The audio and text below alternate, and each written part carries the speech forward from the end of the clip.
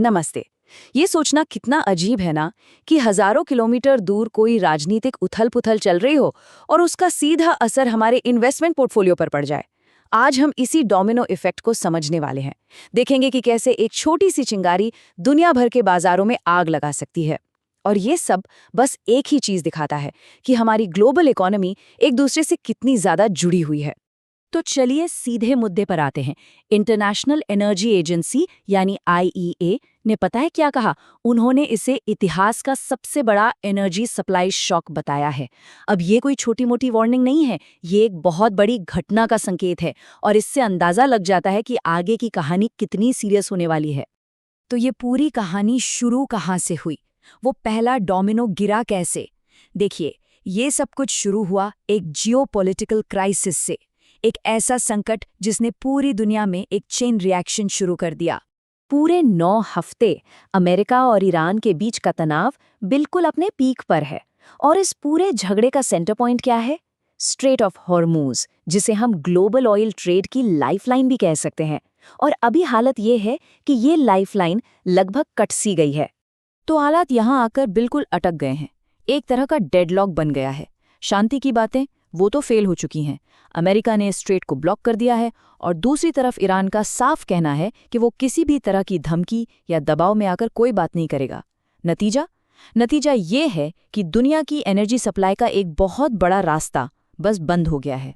तो जाहिर सी बात है, जब तेल का इतना बड़ा रास्ता बंद हो जाएगा तो होगा क्या? इसका असर सीधे पेट्रोल पंप पर महसूस होने लगता है। ये जो जियोपॉलिटिकल संकट था, वो देखते ही देखते तेल की कीमतों में एक जबरदस्त उछाल में बदल गया। और ये रहा इसका सीधा सबूत। ब्रेंट क्रूड ऑयल की कीमत पहुंच गई $106.56 प्रति बैरल। अब ये सिर्फ एक नंबर नहीं है ना? ये इस संकट से होने वाले असली आर्थिक दर्द को दिखाता है। चलिए, इस नंबर को जरा ठीक से समझते हैं। पिछले महीने में हल्की सी गिरावट हुई, लेकिन उससे धोखा खाने की जरूरत नहीं है। असली कहानी तो पिछले साल की है। कीमतों में 64% से भी ज्यादा का उछाल। इस तरह का जंप ही तो है जो पूरी ग्लोबल इकोनॉमी को हिलाकर रख देता है। अब यहीं पर एक बड़ा सवाल खड़ा होता है कि भाई, एक लड़ाई जो इंडिया से हजारों किलोमीटर दूर हो रही है, वो दलाल स्ट्रीट पर इतनी बड़ी हलचल कैसे मचा सकती है? चलिए इसी कनेक्शन को समझते हैं। और बस यहीं पर अगला डोमिनो गिरता है। वो जो ग्लोबल लहरें उठी थीं, वो अब इंडिया के किनारे तक आ पहुंची हैं। और इसका सीधा असर पड़ा हमारे निफ्टी 50 पर। एक ही दिन में सिर्फ एक ट्रेडिंग सेशन में 275 पॉइंट की गिरावट। अब ये कोई छोटा मोटा करेक्शन नहीं था। ये साफ साफ इशारा था कि इन्वेस्टर्स में पैनिक है और जोरदार बिकवाली हो रही है।